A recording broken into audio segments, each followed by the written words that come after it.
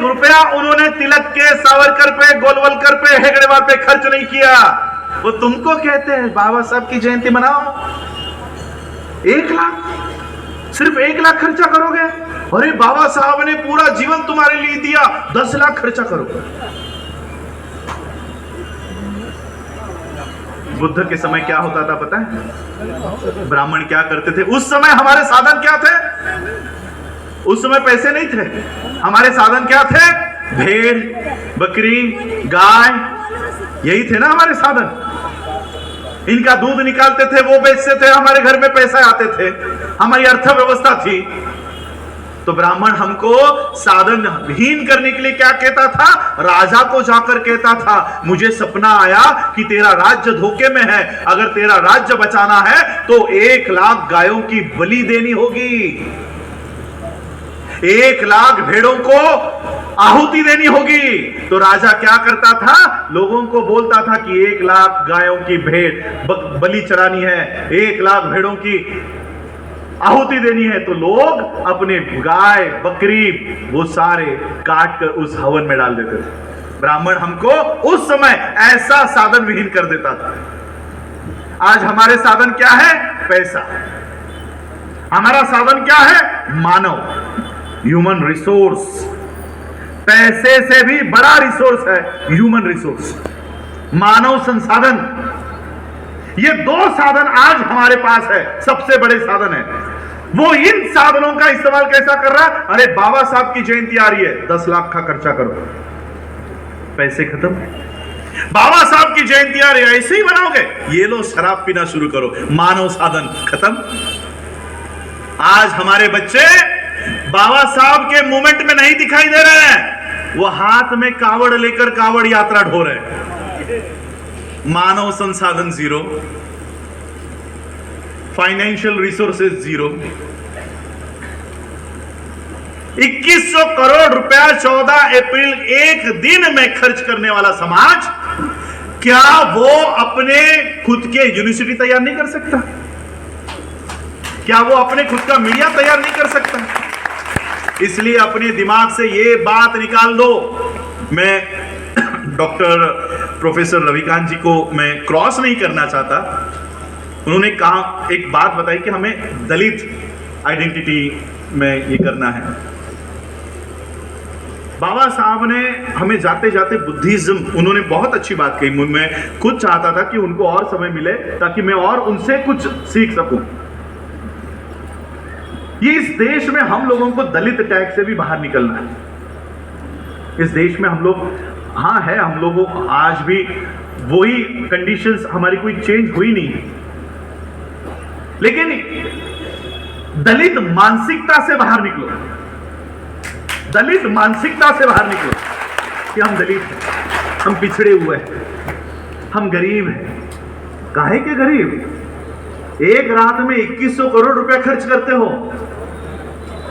ये तो 2020 की जयंती का आंकड़ा है।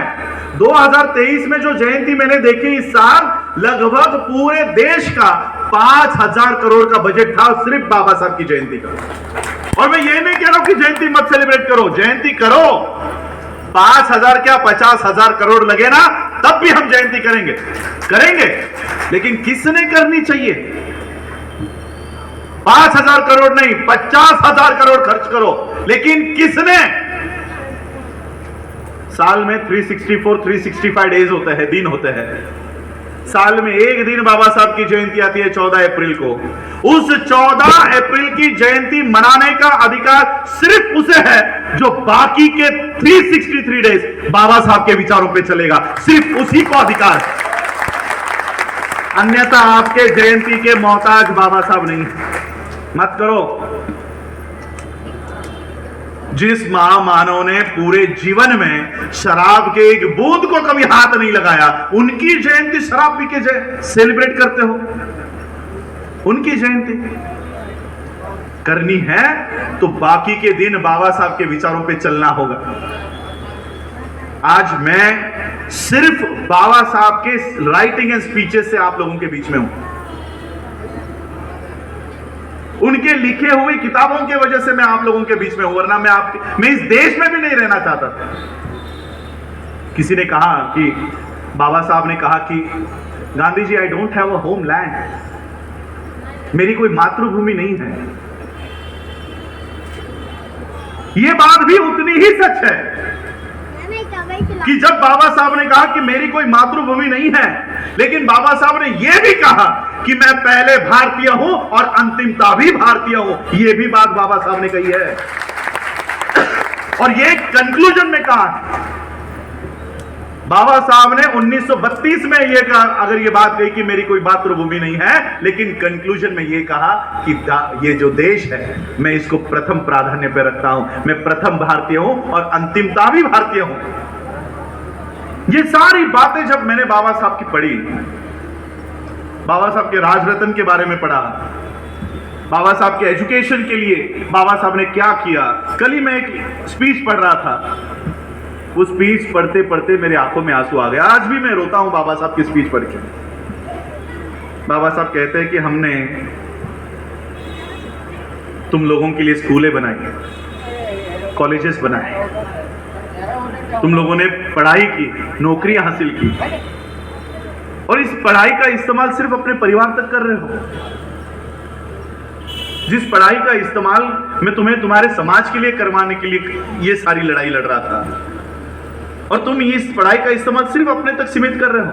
आज भी मैं बंबई में रहता हूं, मेरे ही दोस्त, मेरे ही समाज के लोग, बाबा साहब को मानने वाले लोग, वो मुझे कहते नहीं, हम कोई देना नहीं लगते बाबा साहब को, हमने बाबा साहब का कोई बेनिफिट नहीं लिया, हमने कोई रिजर्वेशन नहीं लिया।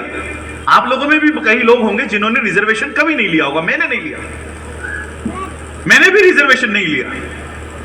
इसका मतलब यह नहीं कि हमने बाबा साहब के मूवमेंट का बेनिफिट नहीं लिया।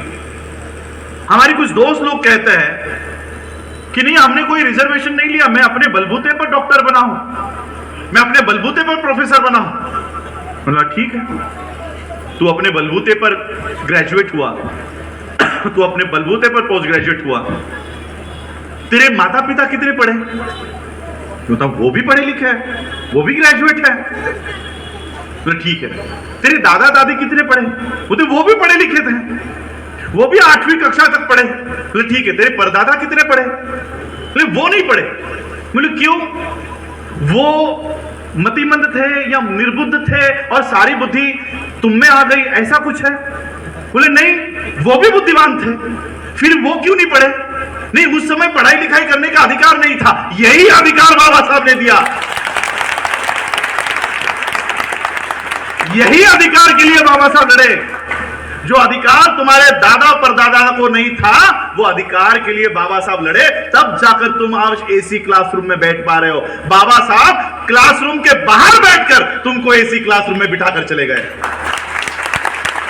इसलिए कभी अपने बच्चों में यह भावना मत निर्माण होने देना कि हम बाबा साहब का बेनिफिट नहीं ले रहे। सुबह उठने के बाद फिल्टर का जो पहला ग्लास में पानी लेकर पीते हो, वो भी बाबा साहब की देन है, उसके लिए भी बाबा साहब लड़े हैं। ये पानी तुम्हारे ग्लास में आए, इसलिए भी बाबा साहब उस समय 1937 में लड़े हुए हैं, इसलिए लड़े हैं। आज हम लोगों में ये भावना खत्म होते जा रही है और हम लोग सिर्फ अपने तक ही सीमित होते जा रहे हैं। बाबा साहब अंबेडकर जी ने हमारे हक और अधिकार के लिए अपने 4 बच्चे गवा दिए हैं, अपने 4 बच्चे मर गए। जब बाबा साहब लंदन में पढ़ाई कर रहे थे तो माता रमाई का बाबा साहब के नाम से टेलीग्राम आया कि बाबा साहब, हमारा सबसे पहला बच्चा बहुत बीमार है, बहुत बीमार है, उसके उपचार के लिए, दवाई के लिए कुछ पैसे चाहिए, कुछ पैसे अगर आपके पास हो तो मुझे भेज दो। बाबा साहब को ये टेलीग्राम मिला। वहां बाबा साहब ब्रेड का एक टुकड़ा, एक पीस पर बाबा साहब गुजारा कर रहे थे। बाबा साहब के पास पैसे नहीं थे, बाबा साहब कहां से भेजे? आज भी ये टेलीग्राम बाबा साहब का राइटिंग एंड स्पीचेस में लिखा हुआ है। क्या लिखते हैं बताए बाबा साहब? बाबा साहब लिखते हैं कि रामू, बाबा साहब अपने पत्नी को माता रमाई को प्यार से रामू लिखते थे, रामू कहते थे। बाबा साहब लिखते हैं कि रामू, मेरे पास भी पैसे नहीं है, मेरे पास भी पैसे नहीं है, मैं एक ब्रेड का टुकड़ा खाकर गुजारा कर रहा हूं। अगर हमारा बच्चा बच नहीं सकता तो हमें उसे राजी खुशी जाने देना चाहिए। एक बाप अपने पहले बेटे के लिए कह रहा है कि हमें उसे जाने देना चाहिए। बाबा साहब ने ऐसा एक नहीं, दो नहीं, तीन नहीं, 4 बच्चे गवा दिए। 4 बच्चे गवा दिए। लेकिन बाबा साहब ने अपना सामाजिक आंदोलन बंद नहीं किया। बाबा साहब के 4 बच्चे मरे, लेकिन बाबा साहब आपके बच्चे ना मरे इसलिए 2400 घंटे काम कर रहे थे कि आपके बच्चे नहीं मरने चाहिए। बाबा साहब का राज रत्न चला गया। मैं भी इस मूवमेंट में नहीं आने वाला था। मेरा भी तय था ग्रेजुएशन, पोस्ट ग्रेजुएशन और फिर प्रदेश में नौकरी लेकर वहां सेटल हो जाना, और ये हुआ भी। मैंने मेरा एमबीए किया, 83% डिस्टिंक्शन से पास आउट हुआ। 8 लाख महीने की नौकरी मुझे मिली। लेकिन मेरे पिता का एक सपना था कि ठीक है, पढ़ाई की, पीएचडी कर रहे हो, मेरे हिसाब से मेरी इच्छा है कि पीएचडी बाबा साहब के विषय पे करो। तब तक बाबा साहब के बारे में पढ़ाई नहीं थी हमारी। बचपन में सोते समय बाबा साहब की कहानियां तो पिताजी सुनाते थे, लेकिन बाबा साहब का संघर्ष क्या है ये पता नहीं था। अब बाबा साहब पे पीएचडी करनी है तो बाबा साहब को पढ़ना पड़ेगा। तो पिताजी ने बाबा साहब की किताबें लाकर दे दी, ये पढ़ो। और जब ये शुरू किया, पढ़ना शुरू किया, तब बाबा साहब ने हमारे लिए क्या क्या किया है, ये सारी बातें जब सामने आई, What Congress and Gandhi have done to the untouchables, Gandhi ने किस तरह से पुनः पैक्ट करने के लिए किस तरह से अनशन किया, किस तरह से बाबा साहब को मजबूर किया। किसी ने कहा कि बाबा साहब ने कॉम्प्रोमाइज किया, नहीं। बाबा साहब का लेटर पढ़ो, क्यों आज बाबा साहब ने साइन की। बाबा साहब कहते कि एक तरफ गांधी की जान है और एक तरफ मेरे समाज की जान है। अगर गांधी को कुछ हो जाता है तो मेरे समाज के लोगों को मारा जाएगा, उनकी हत्या होगी, और मेरे समाज को जिंदा रखने के लिए मैं आज ये साइन कर रहा हूं। बाबा साहब अंबेडकर जी ने आज के दिन अपने लाए हुए अधिकार भले ही दे दिए, लेकिन संविधान के माध्यम से जितना हो सके उतना वापस अपने झोली में लाना भी शुरू किया। जब बाबा साहब के ऊपर हुए ये सारी बातों को मैं पढ़ रहा था, और खासकर मेरे नाम का इतिहास जब मैं पढ़ रहा था, मैं अपने पिता से बचपन में कॉलेज तक मैं हमेशा लड़ता था। मेरा जो नाम है राजरत्न, ये बाबा साहब के चौथे और आखिरी बच्चे का नाम है, और ये बाबा साहब का सबसे चहीता बच्चा था। तो मैं मेरे पिताजी से हमेशा लड़ता था, क्या मेरा पुराने जमाने का नाम रख दिया है। कोई इसको ठीक ढंग से नहीं बोलता। उत्तर प्रदेश में, पंजाब में तो इसको रत्न नहीं कहते, क्योंकि यहाँ रत्न नहीं रतन कहते हैं, तो राजरत्न हो जाता है। तो कोई लोगों को लगता है मेरा पहला नाम राज है, मिडिल नेम रतन है और सरनेम अंबेडकर है। राजरत्न एक ही नाम है, लोग उसको अलग अलग करके भी लेते। तो फिर मैं हमेशा झगड़ा करता था, क्या कैसा नाम रख दिया मेरा। तो मैं बचपन से राजरत्न नाम का इस्तेमाल ही नहीं करता था। मैं आज भी मेरे जो दोस्त है वो मुझे राज नाम से ही जानते हैं, बचपन से लेकर आज तक। मैंने भी कभी इस नाम का इस्तेमाल नहीं किया, मैं भी हेट करता था इस नाम को, पसंद नहीं करता था। जब मैंने इस राजरत्न का इतिहास पढ़ा, जुलाई 1926 में इसे डबल निमोनिया हो गया। उस समय बाबा साहब की आर्थिक हालात थोड़ी अच्छी थी, पैसे थे बाबा साहब के पास। डबल निमोनिया होने के बावजूद भी ये बच्चा घर में ही उस डबल निमोनिया से लड़ रहा था। मैं कभी कभी सोचता हूं, जब बाबा साहब के पास पैसे हैं तो बाबा साहब इस बच्चे को अस्पताल में भर्ती क्यों नहीं कर रहे। फिर से जवाब मिलता है, अस्पताल में तो लाख भर्ती करवाए, अस्पताल लेने भी तो चाहिए। कोई डॉक्टर उस समय हमारे बच्चों को हाथ लगाने के लिए तैयार नहीं था। ये बच्चा उस बीमारी से, डबल निमोनिया से, बुखार से घर में ही संघर्ष कर रहा था। बाबा साहब ने सोचा कितने दिन इस बच्चे के पास बैठे रहूं। आखिर में बाबा साहब अपने काम के लिए बाहर निकल पड़े। बाबा साहब हाईकोर्ट में एक काम के लिए गए और जैसे ही बाबा साहब हाईकोर्ट में पहुंचे, घर में माता रमाई ने देखा कि बच्चे का बुखार बढ़ते जा रहा है, राजरत्न का बुखार बढ़ते जा रहा है। 2.5 साल का ये बच्चा हो चुका था यार। माताएं बैठी, उनको पता है 2.5 साल का बच्चा कितना बड़ा होता है। चलता है, वो बोलता है, भागता है, दौड़ता है। यह बच्चा 2.5 साल का होने के बाद इसे डबल निमोनिया हो गया। बाबा साहब हाईकोर्ट में गए, माता रमाई ने देखा इसकी तबीयत बिगड़ते जा रही है। माता रमाई ने बाबा साहब के एक कार्यकर्ता को कहा कि बाबा साहब जहां कहीं पर भी हो, उन्हें तुरंत घर लेकर आओ। ये कार्यकर्ता हाईकोर्ट में पहुंचा और हाईकोर्ट में जाकर बाबा साहब से कहा कि बाबा साहब आपको तुरंत घर बुलाया है। बाबा साहब को पता चला क्या हुआ होगा। बाबा साहब अंबेडकर जी ने अपना सारा काम छोड़ा और एक टांगा करके बाबा साहब अपने उस 10 बाय 10 के घर में, जब बाबा साहब रहा करते थे, उस चाली के सामने आकर ये टांगा रुका। बाबा साहब दौड़ते दौड़ते अपने घर में गए, उस बच्चे को अपने बाहों में उठा लिया और बाहों में उठाकर उस बच्चे को प्यार करने लग गए, बात करने लग गए। और बात करते करते बाबा साहब को पता चला ये बच्चा तो कब का मर चुका है। बाबा साहब के आने से पहले ही वो बच्चा मर चुका था। बाबा साहब फूट फूट कर उस राजरत्नों को लेकर रोने लग गए। सभी लोग इकट्ठा हो गए थे, कार्यकर्ता इकट्ठा हो गए थे। कार्यकर्ताओं ने बाबा साहब को शांत किया। शांत करने के बाद बाबा साहब से सवाल किया कि बाबा साहब, अब बच्चे के शरीर पर बाप के पैसे से कपड़े लाने होते हैं, कफन लाना होता है, वो कपड़े लाने के लिए, कफन लाने के लिए पैसे दो। बाबा साहब ने उस समय जेब में हाथ डाला, जेब में पैसे नहीं थे। बाबा साहब फिर से फूट फूट कर रोने लग गए। माता रमाई को पता चला कि बाबा साहब के पास पैसे नहीं है। माता रमाई ने बदन पर की साड़ी फाड़ी और उस बच्चे को कफन के तौर पर उस बच्चे के शरीर पर डाले। बाबा साहब, माता रमाई उस बच्चे का अंत्यविधि करके आए और उस बच्चे के याद में बाबा साहब लिखते हैं कि अभी अभी ये चलने बोलने लग गया था और जब मैं इसके साथ खेलता था तब इससे बात करता था कि तू मेरा शेर है, तू लड़ाकू घर में पैदा हुआ है। ये बाबा साहब के शब्द हैं। तू लड़ाकू घर में पैदा हुआ है और बड़ा होने के बाद मेरे अधूरे रहे हुए काम तुझे पूरा करना है। ये बाबा साहब अंबेडकर उस बच्चे से बात करते थे। 2.5 साल के बच्चे से, 2.5 साल के बच्चे से क्या बात कर रहे हैं कि मेरा अधूरा रहा हुआ काम तुझे पूरा करना है। ये जब बात मैंने खुद पढ़ी, मैंने वो किताब बंद की, बंद करने के बाद मैं वो सोच रहा था कि इसी बच्चे के याद पर मेरा नाम पड़ा है, इसी बच्चे के याद पर मेरे पिता ने मेरा नाम रखा है। अब मुझे पता चल रहा है कि मेरे पिता मुझसे क्यों चाहते थे कि मैं बाबा साहब के जीवन पे पीएचडी करूं, ताकि मैं बाबा साहब को पढ़ूं।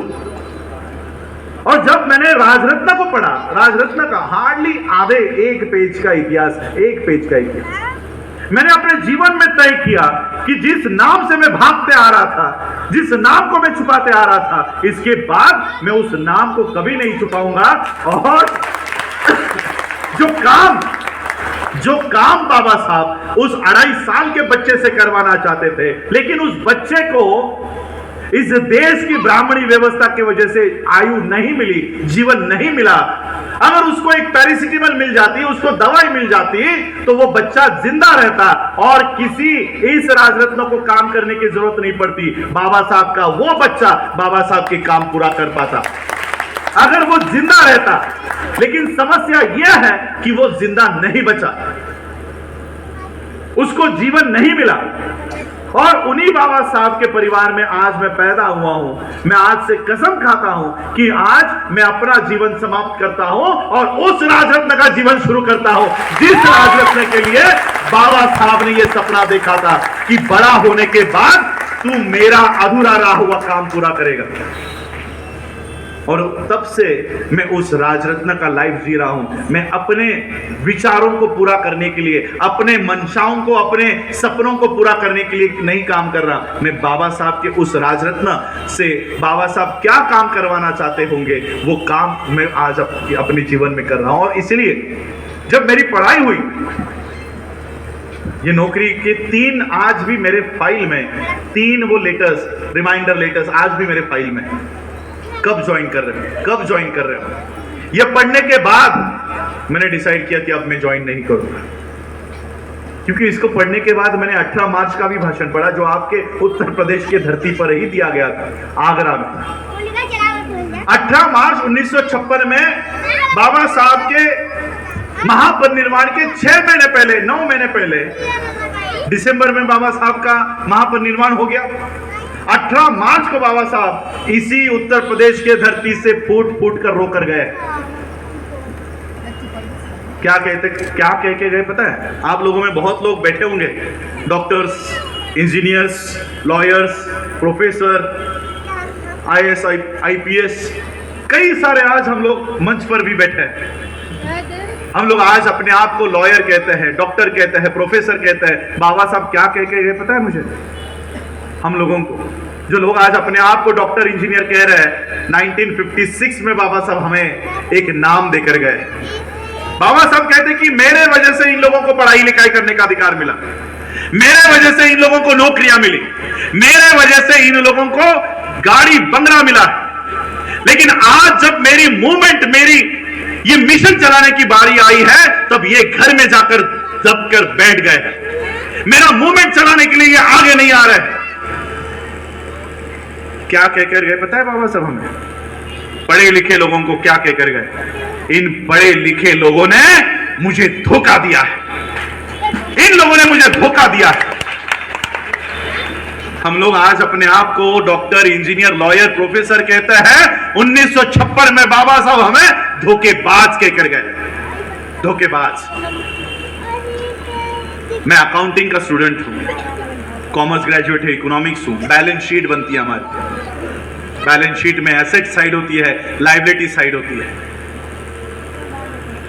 जब मेरा जीवन का अंत होगा, तब मैं अपने जीवन की बैलेंस शीट अपने आंखों के सामने लाऊंगा, और मैंने तय किया है कि मैं अपने जीवन के बैलेंस शीट में अपना नाम धोखेबाज के साइड नहीं लिखवाऊंगा। मैं अपने शिक्षा का इस्तेमाल अपने समाज के लिए करूंगा।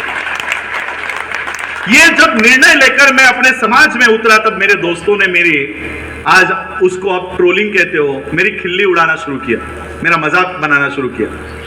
हमसे ज्यादा मार्क तुझे है, हमसे ज्यादा पैकेज तुझे है,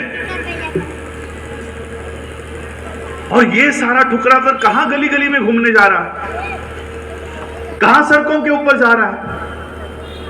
अगर ये एक्सेप्ट नहीं करना था, ये नौकरी नहीं करनी थी, तो इतनी पढ़ाई लिखाई क्यों की, इतनी मेहनत क्यों की? रात को 3 बजे उठता था मैं, 3 बजे उठकर 3:30 बजे से सुबह 7 बजे तक पढ़ाई करता था, और फिर कॉलेज को भागता था।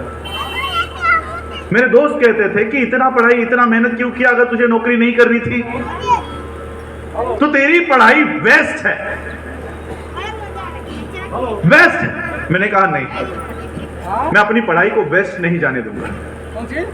अगर मैं ये नौकरी एक्सेप्ट कर लेता, तो किसी बैंक को सुबह 10 बजे से लेकर रात के 10 बजे तक मुझे उस बैंक का व्यवस्थापन करना पड़ता, और उस बैंक को मैं ऊपर लेकर आता। अगर मैं मेरे पढ़ाई का इस्तेमाल सिर्फ उस बैंक के लिए करता, तो सिर्फ मेरी पढ़ाई का इस्तेमाल उस बैंक के लिए होता। मैं मेरी पढ़ाई का इस्तेमाल सिर्फ उस बैंक के लिए नहीं करूंगा, मैं मेरे पढ़ाई का इस्तेमाल मेरे समाज के लिए करूंगा, और उसको ऊपर लेकर आने का कोशिश करूंगा। और इसलिए मैं आज अपनी पढ़ाई का इस्तेमाल अपने समाज के लिए कैसे हो, उसके लिए मैं काम कर रहा हूं। जो बैंक 1923 का आज मैं उदाहरण दिया, आज उसके ऊपर मैंने काम किया। 1 महीने में, 1.5 महीने में आज भारत की नहीं, विश्व की बौद्धों की सबसे पहली बैंक तैयार होने जा रही है, और वो हम लोगों ने इसकी शुरुआत की। Doctor Bhimrao Ramji Ambedkar multi state cooperative bank के नाम से 1 महीने में हमको रजिस्ट्रेशन प्राप्त हो रहा है। किसी भी समाज का बैकबोन, रीढ़ की हड्डी अर्थव्यवस्था होती है। आज बताइए, आपकी अर्थव्यवस्था है? आप ही की है, पैसे आपके हैं। अडानी नाम का जो उद्योजक है, उसके लिए खबरें चलती है कि विश्व का सबसे रिच अमीर उद्योजक इतनी है, ये आधी इंफॉर्मेशन है। विश्व में सबसे ज्यादा अमीर आदमी की सूची में अडानी का नाम है और विश्व में सबसे ज्यादा कर्जा लेने वाला आदमी भी अडानी है। सबसे ज्यादा कर्जा इस देश में किसी ने लिया है तो वो अडानी है। ये मैं काल्पनिक बात नहीं कर रहा हूं, रियल है, फैक्ट है। पिछले 3 महीने पहले स्टेट बैंक ऑफ इंडिया ने अडानी का 72,000 करोड़ रुपए का लोन माफ किया। उससे पहले 14,000 करोड़ माफ किया। ऐसे करते करते 2 से 3 लाख करोड़ रुपया अडानी का माफ किया। सोचो, ये माफ करने वाली रकम है, एक्चुअल लोन कितना होगा। और जो अडानी विश्व का इतना अमीर आदमी है, स्टेट बैंक ऑफ इंडिया आपके यहां पर भी है, सरकारी बैंक है। एक तरफ निर्मला सीतारमण कहती है कि हम सारे सरकारी संस्थाओं को बंद करने वाले हैं, बोल रही है ना, सारे सरकारी संस्थाएं बंद हो रही है। तो जब तुमको सरकारी संस्था बंद करनी है तब उस सरकारी संस्था से लोन क्यों ले रहे हो? क्यों लेते हो लोन? जब सरकारी गवर्नमेंट पब्लिक सेक्टर नहीं चाहिए तुम्हें तो पब्लिक सेक्टर का पैसा क्यों ले रहे हो? अब आप मुझे बताओ, क्या अडानी नाम का उद्योजक किसी एसबीआई के बैंक में अपना पैसा रखता होगा? उसके अकाउंट कहां पर है पता है? Bank of America, bank of China, Swiss bank, इन सारे इंटरनेशनल बैंक्स में अडानी के खाते हैं। जब वो अपना एक भी रुपया भारत के किसी भी बैंक में नहीं रखता तो भारत के सारे बैंक उसका लोन माफ क्यों कर रहे हैं? चलो माफ कर रहे, अलग बात। तो अडानी एक भी रुपया एसबीआई में नहीं रखता और वो अडानी को इतना लोन दे रही है, तो अडानी को लोन देने के लिए इस बैंक में पैसे रखता कौन है? एसबीआई में पैसे किसके हैं? तुम लोगों की। 140 करोड़ लोगों का ये देश है। 100 करोड़ लोगों ने भी हजार रुपया भी रखे तो कितनी बड़ी रकम हो जाती है। मिनिमम बैलेंस ही अभी 500 रुपए, 100 रुपए, 1000 रुपए, 10,000 रुपए बैंकों के हैं। तो आज सबके पैसे बैंक में हैं। सबके पैसे अगर बैंक में है तो हम हमारे मेहनत की कमाई इन बैंकों में रखते हैं और ये बैंक सारा पैसा उठाकर किसको दे रही है? अडानी अंबानी को। गलती उनकी नहीं है, गलती हमारी है कि इन 75 सालों में वो पैसा रखने के लिए हमने प्लेटफॉर्म तैयारी नहीं किया। बैंक क्या है? पैसा रखने का प्लेटफॉर्म है, मंच है, पैसा रखने का मंच है। तो पैसा रखने के लिए अगर हम अपना मंच तैयार कर सकते हैं तो हम अपना पैसा अपना मंच पे रखते हैं। इन 72 सालों में, इन 75 सालों में हमने अपना एक भी मंच तैयार नहीं किया और मजबूरन हमें अपना पैसा उनके बैंकों में रखना पड़ता है और हमारे पैसों से ब्राह्मणी व्यवस्था को हम मजबूत कर रहे हैं।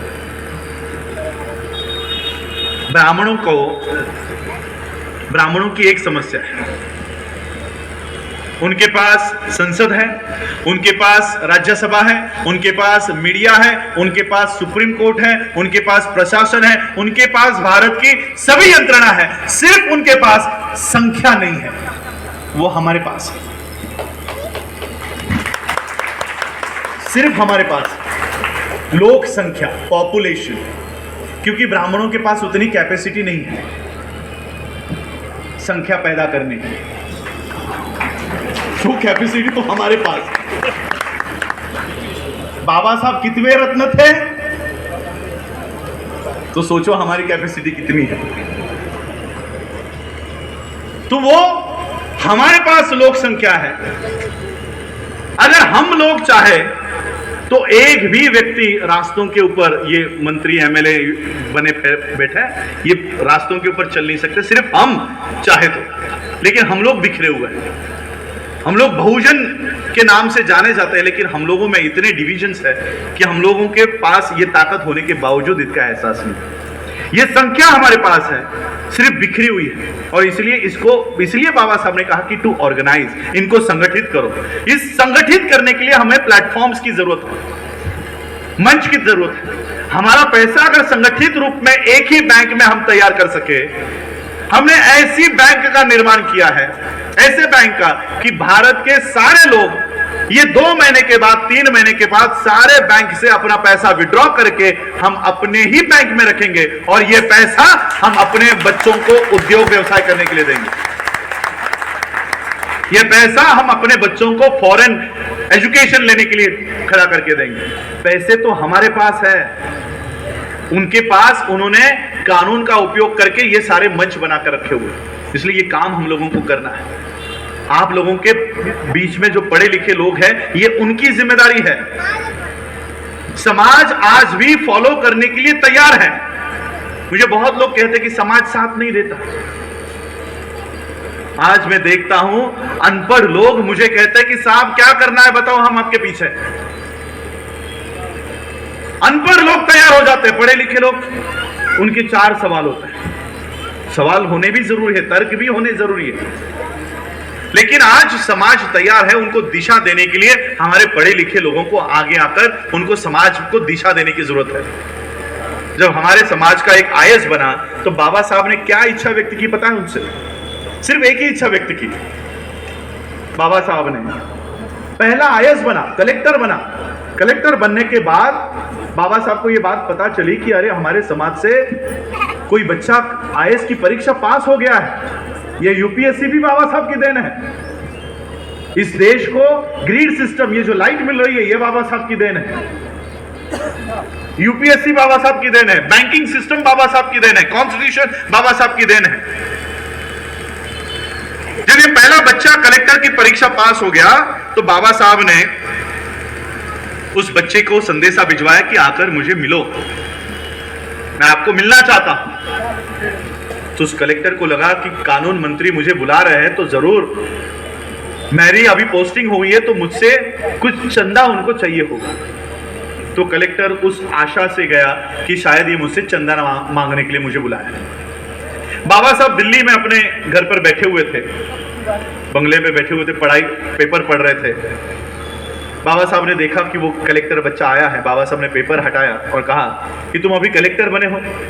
उसने कहा हाँ। आपको लाल बत्ती की गाड़ी भी मिली होगी? उन्हें कहा हाँ, लाल बत्ती की गाड़ी मिली है। एक काम किया करो, संडे को हफ्ते में एक बार, महीने में एक बार, जैसे तुम्हें समय मिले, उस गाड़ी में बैठकर जिस बस्ती में तुम रहा करते थे ना, उस बस्ती में एक चक्कर मार के आया करो। उसने कहा ठीक है। और फिर बाबा साहब अंबेडकर जी ने अपना पेपर पढ़ना शुरू किया।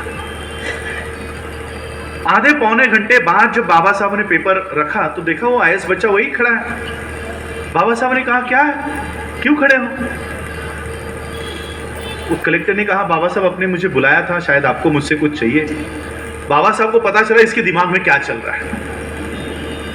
बाबा साहब ने कहा तुम्हें पता है मैंने आपको क्यों बुलाया यहाँ पे? बोला हाँ, मैं अभी कलेक्टर की परीक्षा पास हुआ हूं तो शायद आपको कुछ चंदा वगैरह चाहिए होगा। बाबा साहब ने कहा आपको पता है मैंने आपको क्यों कहा कि आप गाड़ी में बैठकर उस बस्ती में जाकर आया करो जहां पर तुम रहा करते थे? कलेक्टर ने कहा नहीं, मुझे नहीं मालूम आपने ऐसा क्यों कहा। बाबा साहब ने कहा कि जिस दिन तुम अपने गाड़ी में बैठकर, लाल बत्ती के गाड़ी में बैठकर अपनी बस्ती में जाओगे, बस्ती में जैसे ही तुम्हारी गाड़ी एंटर करेगी और गाड़ी एंटर करते ही, गाड़ी प्रवेश करते ही कुछ औरतें वहां पर कपड़े धो रही होंगी।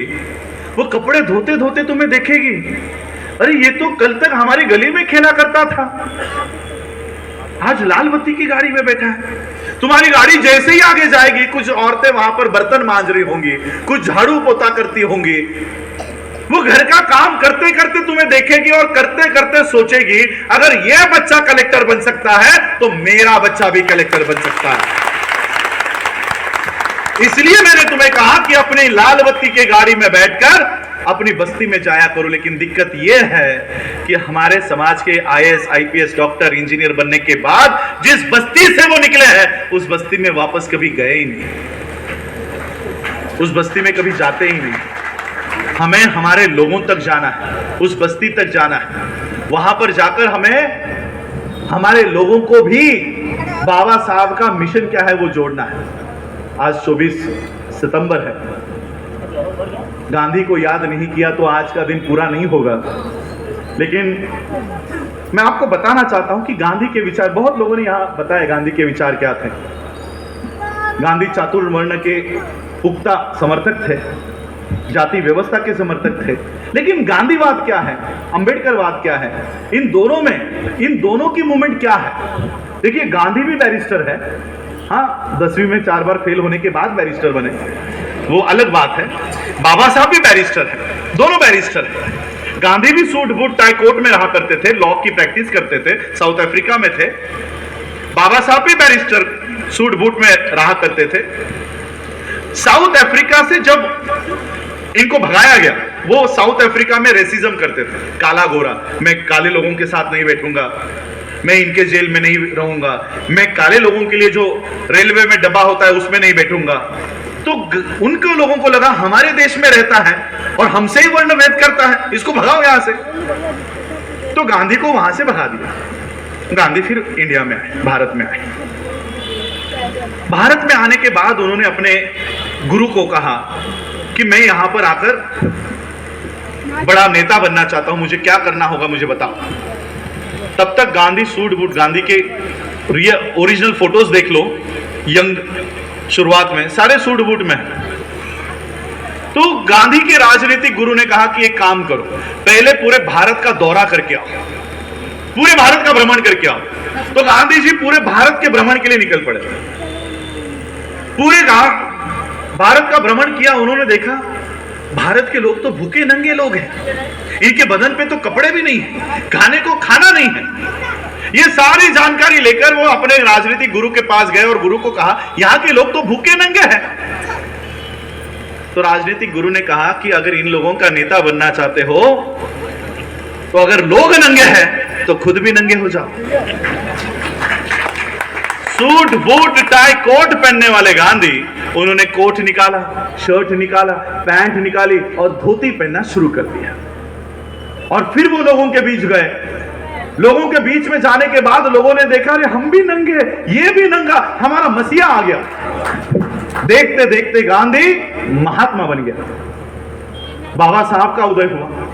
बाबा साहब भी सूट बूट कोट टाई पहनकर भारत में आए। बाबा साहब ने भी भारत का पूरा भ्रमण किया, भारत के लोगों का मुआयना किया। बाबा साहब ने भी देखा कि भारत के लोग सही में भूखे नंगे हैं, भारत के लोगों के बदन पे कपड़े नहीं है, खाने को खाना नहीं है। बाबा साहब के घर में गरीबी थी, खाने के लिए रोटी नहीं थी, पहनने के लिए कपड़े नहीं थे, लेकिन फिर भी बाबा साहब ने कोट पहनना शुरू कर दिया। कपड़े नहीं थे फिर भी, पैसे नहीं थे फिर भी, गरीबी थी, उसके बावजूद बाबा साहब ने कोट पहनना शुरू कर दिया। मैं चैलेंज देकर आपको पूछता हूं, बाबा साहब का कोई भी एक फोटो मुझे लाकर बताओ जहां पर बाबा साहब की शर्ट फटी हुई है, जहां पर बाबा साहब का कोट फटा हुआ है। कभी भी बाबा साहब फटी हुई शर्ट में, फटी हुई पैंट में, फटी हुई कोट में समाज के सामने नहीं गए। पता है क्यों? गांधीवाद और अंबेडकरवाद में यही एक फर्क है। गांधीवाद क्या कहता है? गांधीवाद कहता है, मैं बाबा साहब के और गांधी के विचारों में एक छोटा सा अंतर आपको बताना चाहूंगा। नंगे को देखकर नंगा हो जाना यह गांधीवाद है, नंगे को देखकर नंगा हो जाना यह गांधीवाद है, लेकिन नंगे को देखकर उसको सूट बूट टाई कोट में लाना यह अंबेडकरवाद है। इस अंबेडकरवाद पर हम लोगों को काम करना है, चाहे वो राजनीतिक हो, सामाजिक हो, धार्मिक हो, शैक्षिक हो, आर्थिक हो। जो समाज वंचित है, जो समाज पीड़ित है, उसको सूट बूट टाई कोट में लाने की मूवमेंट में कर रहा हूं। आज से 25 साल का टारगेट लेकर चल रहा हूं। 25 साल में हटने वाला नहीं हूं यहां से। 25 साल पूरे भारत में घूमूंगा और 25 साल बाद इसी समाज को मैं इतना ताकतवर बनाकर जाऊंगा कि इस देश का कोई भी कैंडिडेट जो प्रधानमंत्री पद के लिए खड़ा होगा, वो इस देश के बाबा साहब के फॉलोअर के पैर पड़े बगैर वो संसद में एंट्री नहीं करेगा। कि तुम्हारा भी देखते हैं ना, आज हम लोग 0.4% जैन मुनियों के पैर पड़कर इस देश का प्रधानमंत्री आशीर्वाद लेकर संसद में जाता है। क्यों? 0.4% है जैन, लेकिन इकोनॉमिकली स्ट्रांग है, अर्थव्यवस्था उनके हाथ में है। जैनों ने अगर मोदी की मदद नहीं की, मोदी सरपंच की इलेक्शन भी नहीं जीत पाएगा। मैं अपने समाज को इतना ताकतवर बना के जाऊंगा कि कोई भी प्रधानमंत्री पद के लिए खड़ा हो, वो बौद्धों के पैर पड़े बगैर, ये हमारे बौद्ध धर्म गुरु यहां पर बैठे हैं, इनके पैर पड़े बगैर वो संसद में नहीं जाएगा, इलेक्शन के लिए नहीं उतरेगा। इतना ताकतवर इस देश के बौद्धों को, इस देश के बाबा साहब के फॉलोअर्स को, चाहे वो किसी धर्म को मानते हो, वो उनको ताकतवर बनाने की ताकत मिशन में लेकर मैं चल रहा हूं। और इसलिए आज एक्चुअली मुझे यहाँ से 4:30 बजे निकलना था और मैंने आपको वादा किया है कि सबके साथ में फोटोज भी लेने वाला हूँ, लेकिन फिर भी मैं आपको यही कहना चाहूँगा, फोटोज ठीक है, माला, फूल माला आप लोग अर्पण करते हो, बड़े बड़े प्रोग्राम्स करते हो, यहाँ तक तो ठीक है, लेकिन बाबा साहब के विजन पर भी हम लोगों को काम करने की आज जरूरत है। हमारे खुद के स्कूल्स होने चाहिए, खुद के एजुकेशन इंस्टीट्यूट्स होनी चाहिए। बाबा साहब अम्बेडकर जी टेक्सटाइल मिल खड़ी कर सकते थे, बाबा साहब अम्बेडकर कॉटन इंडस्ट्री खड़ी कर सकते थे, पेपर मिल खड़ी कर सकते थे, शुगर फैक्ट्री खड़ी कर सकते थे, लेकिन बाबा साहब ने अपने परिवार के लिए टेक्सटाइल मिल, शुगर फैक्ट्री ये खड़ी नहीं की। मेरे समाज के बच्चे पढ़ लिखने चाहिए, इसलिए doctor Ambedkar college, people's education society, Anand Bhavan, Siddharth college, Buddha भवन, ये सारे कॉलेजेस खड़े किए ताकि हमारे बच्चे पढ़ लिख जाए। इसलिए 1946 में अगर बाबा साहब ये कर सकते हैं, 2023 में हम क्यों नहीं कर सकते? 2023 में क्यों नहीं कर सकते? इसलिए हमारी यूनिवर्सिटीज हो, हमारी बैंक्स हो, ये सारे योजनाओं पर हम लोग काम कर रहे हैं। इन सारी योजनाओं पर आप लोगों का साथ में चाहूँगा कि ये सारे काम हम लोग करें। बाबा साहब की जयंती हम लोग मना रहे हैं, बाबा साहब की जयंती के ऊपर हम लोग खर्च कर रहे हैं, वो भी हम लोग करें, लेकिन साथ ही साथ बाबा साहब के विजन को भी पूरा करें। आज की हालात देश के संविधान की, किस तरह से देश के एक एक आर्टिकल को हटाया जा रहा है, मिटाया जा रहा है, ये सभी हम लोगों को देखना है। बाबा साहब ने हमें जो संविधान दिया वो केवल 395 आर्टिकल्स की कोई किताब नहीं है, कोई 300-350 पन्नों की कोई किताब नहीं है। जाते जाते मैं बाबा साहब की ये याद आपको बताना चाहूँगा कि क्या देकर गए हैं बाबा साहब हमें। बाबा साहब जब 25 नवंबर 1949 को संविधान सभा में अपना भाषण करके आए, जिस भाषण का उल्लेख डॉक्टर रविकांत जी ने किया, अलीपुर रोड के बंगले पर जाने के बाद बाबा साहब अपने आराम कुर्सी पर बैठे। आराम कुर्सी पर बैठने के बाद बाबा साहब ने अपनी आंखें बंद कर ली। आंखें बंद करने के बाद बाबा साहब के आंखों से आंसू बहना शुरू हुआ। बगल में नानक चंद रत्तू खड़े थे। नानक चंद रत्तू ने देखा कि बाबा साहब रो रहे हैं। अब बाबा साहब को कैसे उठाऊं और कैसे पूछूं कि बाबा साहब अब क्यों रो रहे हैं, ये हिम्मत उनको नहीं हो रही थी।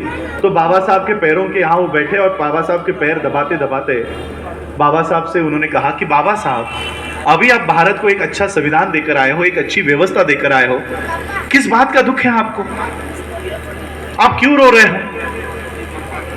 बाबा साहब ने आंखें खोली और बाबा साहब ने कहा कि रत्तू, मुझे आज मेरे बेटे की याद आ गई, मेरा बच्चा राजरत्न। मुझे आज मेरे बेटे की याद आ गई कि एक समय था कि मेरा बेटा इस दुनिया से विदा होते समय मैं उसके शरीर पर कफन तक डाल नहीं सका, लेकिन रत्तू, आज मैंने इस देश को संविधान निर्माण करके दिया है और एक ऐसी व्यवस्था मैंने भारत में लागू कर दी है कि मेरा आने वाला हर एक राजरत्न ये सूट बूट टाई कोट में पैदा होगा। ऐसी व्यवस्था मैंने भारत को तैयार करके दी।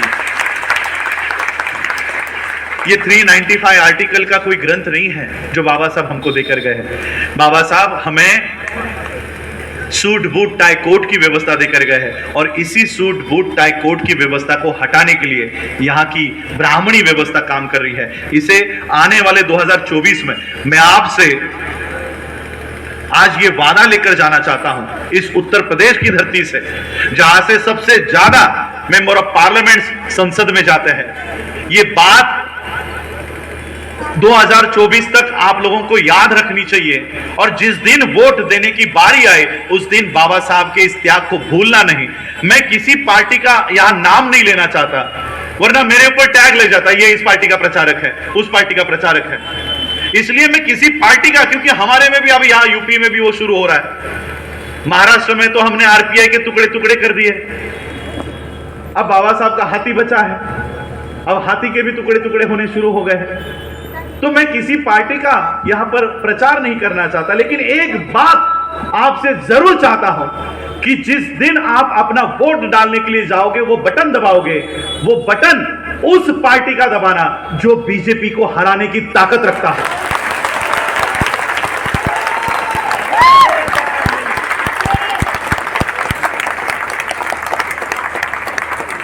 आपके कॉन्स्टिट्यूंसी में जो भी उम्मीदवार बीजेपी को हराने की ताकत रखता हो, उसके पक्ष में खड़े हो जाओ। मैं किसी पार्टी का नाम नहीं लेना चाहता, मैं बस यही कहना चाहता हूं, कोई इंडिपेंडेंट भी कैंडिडेट खड़ा हो और आपको लगता हो कि नहीं ये बीजेपी को हराएगा, उसके साथ खड़े हो जाए, उसके साथ खड़े हो जाए। मैं तो यही चाहता हूं कि मान्यवर काशीराम जी ने बाबा साहब अंबेडकर जी को, बाबा साहब के हाथी को इन्होंने बिठाने का काम किया था। उस समय की कांग्रेस ने बाबा साहब को हराया 1950 के इलेक्शन में, 1952 के इलेक्शन में बाबा साहब के हाथी को हराया।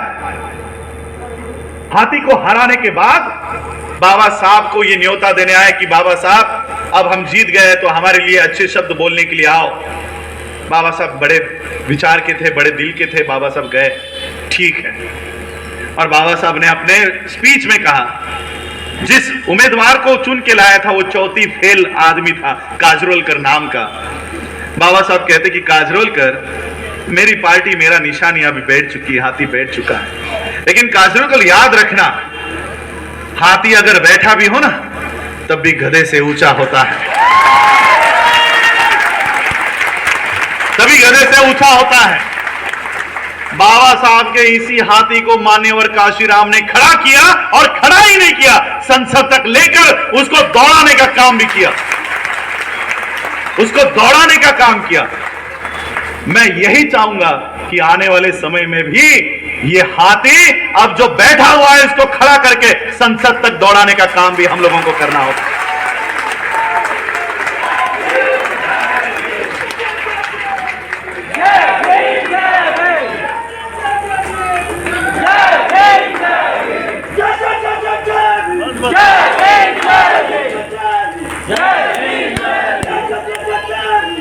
दो 2024 में इस इलेक्शन में अगर आपने किसी के पैसे लिए, आपने किसी की शराब ली और आपने किसी की साड़ियां ली, तो ये आपकी आखिरी इलेक्शन होगी। आज आप उनकी शराब पियोगे, कल वो आपका खून पिएंगे। आज अगर आप उनकी साड़ियां लोगे, कल वो आपके बहू बेटियों की साड़ियों पे हाथ डालेंगे। और अगर आज आप उनका पैसा लोगे, कल वो आपके संसाधनों को खत्म करेंगे। इसलिए ये कसम खा के जाओ कि आने वाले इलेक्शन में ना किसी का पैसा लोगे, ना किसी की शराब लोगे, ना किसी की साड़ियां लोगे। ये कसम खाओ, और बाबा साहब ने दिए हुए वोट के अधिकार को बाबा साहब ने ये अधिकार देकर गए हैं। बाबा साहब कहते हैं कि जिस दिन मेरे लोग ये समझ जाए कि मैंने इनके हाथों में क्या ताकत दी है, उस दिन मोदी से, अडानी से भिखारी आदमी इस देश में कोई नहीं होगा, कोई नहीं होगा। यही आज मैं बात, क्योंकि समय मेरे पास कम है और आधा घंटा मैं यहां बैठूंगा और वहां से फिर मैं अपने अगले कार्यक्रम के लिए निकलूंगा। आप लोगों ने सुबह से 4:30 बज रहे हैं बिना कुछ खाए आप लोगों ने मुझे सुना है, उसके लिए मैं आप लोगों का आभार व्यक्त करता हूं। और मैं डॉक्टर